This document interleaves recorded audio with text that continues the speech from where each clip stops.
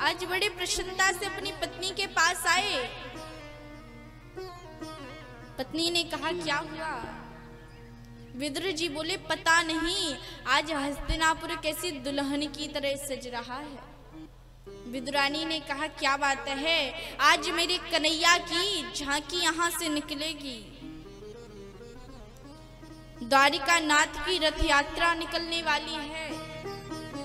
विदुरानी ने कहा आप मंत्री तो रहे नहीं, इतनी भीड़ में कन्हैया के दर्शन कैसे कर पाओगे? विदुर जी ने कहा चिंता मत करो, हम भगवान को ना देख पाए तो क्या हुआ, प्रभु की एक झलक भी अगर हमारे ऊपर पड़ गई तो हम सोचेंगे हमें जीवन का सबसे बड़ा सुख मिल गया।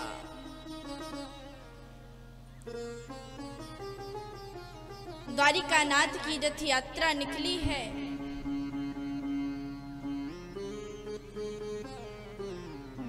दुर्योधन के साथ बैठे हुए हैं भगवान। बड़ा सुंदर सिंहासन पर प्रभु को बिठाया गया। भीड़ में सबसे पीछे विदुर विदुरानी खड़े हुए हैं। देखते हैं कन्हैया को, बड़े प्रसन्न हो रहे हैं। कन्हैया ने इशारा कर दिया विदुर जी के पास में, कहा विदुर जी काका जी हम आपके घर आएंगे, सब कुछ सजा कर रखना, हमारे लिए व्यवस्था करके रखना। विदुर जी ने देखा कन्हैया इशारा करता है, मेरे घर आ गया, मेरे घर तो कुटिया है, झोपड़ी है, कुछ है ही नहीं, इस झोपड़ी में कन्हैया को कैसे लाऊंगा? विदुर जी महाराज कहते हैं घर में कुछ खाने के लिए नहीं है। ग्वाल वालों की बजरिया में गए, कहीं से माखन खरीदा, कहीं से मिश्री खरीदी, कहीं से खोए के लड्डू बनवाए।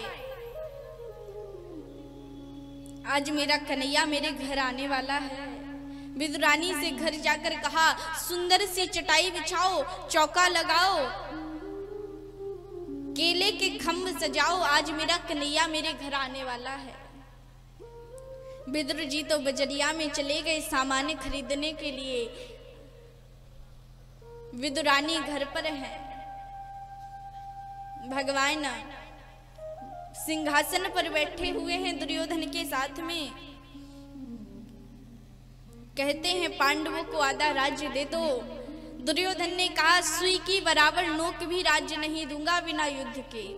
कहा युद्ध तुमने कहानियों में सुना होगा, नानी जी से के मुख से सुना होगा, युद्ध में हजारों नर नारी मारे जाएंगे। नहीं समझा दुर्योधन। धृतराष्ट्र ने हाथ पकड़ लिया, कहा कन्हैया से ऐसी बात करते हो? दुर्योधन ने कहा क्षमा करना गोपाल, आज मेरी माता गांधारी ने अपने हाथों से 56 प्रकार के भोजन बनाए हैं। कन्हैया मेरे घर भोजन करो। भगवान मुस्कुराए और कहा भोजन दो परिस्थिति में किया जाता है। एक तो भोजन करने वाले के पेट में भूख हो, और दूसरा भोजन कराने वाले के मन में श्रद्धा हो। अगर आपके पेट में भूख नहीं और खिलाने वाले के मन में श्रद्धा नहीं तो भोजन हो ही नहीं सकता। और अगर आपके पेट में भूख नहीं है और भोजन कराने वाले के मन में श्रद्धा है तो बिना भूख के भी भोजन कर लीजिए। दुर्योधन के मन में श्रद्धा नहीं, प्रभु के पेट में भूख नहीं, कहा भोजन का तो नाम ही नहीं आता, और आज तो मैं भोजन कर ही नहीं सकता, आज तो मेरा निमंत्रण विदुर जी के घर है। दुर्योधन ने कहा वो विदुर आपको क्या खिलाएगा? उसको रहने के लिए खुद घर नहीं है, खाने के लिए खुद के लिए भोजन नहीं है, आपको क्या खिलाएगा? मेरे घर भोजन करो ना। और आपको निमंत्रण कब दे दिया? आप तो सीधे मेरे घर आए। कन्हैया ने कहा द्वारिका में पत्र गया था, विदुर जी ने कहा था कि जब हस्तिनापुर आओ तो पहला भोजन मेरे घर ही करना। भगवान जाते हैं विदुर जी के घर में। छोटी सी झोपड़ी है, विदुरानी स्नान कर रही थी घर में। कन्हैया ने दरवाजा खटखटाया।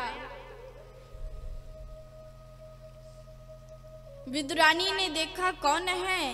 कन्हैया ने कहा, काकी जी मैं हूँ, मैं आपका कन्हैया, काकी दरवाजा खोलो ना। विदुरानी स्नान कर रही थी, देखा मेरे कन्हैया की आवाज है, ये तो मेरे गोपाल की आवाज है। स्नान कर रही थी, कपड़े बदलना भूल गई, गीले वस्त्रों में ही आकर दरवाजा खोल दिया। कन्हैया ने देखा काकी जी तो मेरे आने की खुशी में बड़ी तन्मय हो रही है, अपनी काली सी चदरिया उड़ा दी काकी जी को। विदुरानी ने देखा कन्हैया आया हुआ है, घर में विदुर जी तो है नहीं, पाटा लेकर आई। कहा कन्हैया यहाँ बैठो ना, ये जगह शुद्ध नहीं, कन्हैया यहाँ बैठो ना, ये जगह शुद्ध नहीं। पूरे आंगन में घुमा दिया भगवान को और सबसे कोने में पाटा को उल्टा रख दिया और कहा बैठ जाओ।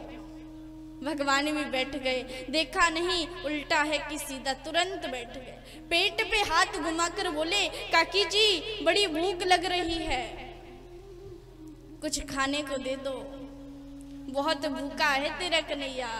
काकी जी ने देखा मेरे कन्हैया को भूख लगी है, घर में तो कुछ है ही नहीं, अब क्या खिलाएं। कहा थोड़ा रुको ना, काका जी आते होंगे, अभी माखन मिश्री लेने गए हैं। भगवान ने कहा जब तक रुकूंगा मेरे प्राण ही निकले जाएंगे, बहुत भोजन से बहुत भूख लगी है, भोजन कराओ।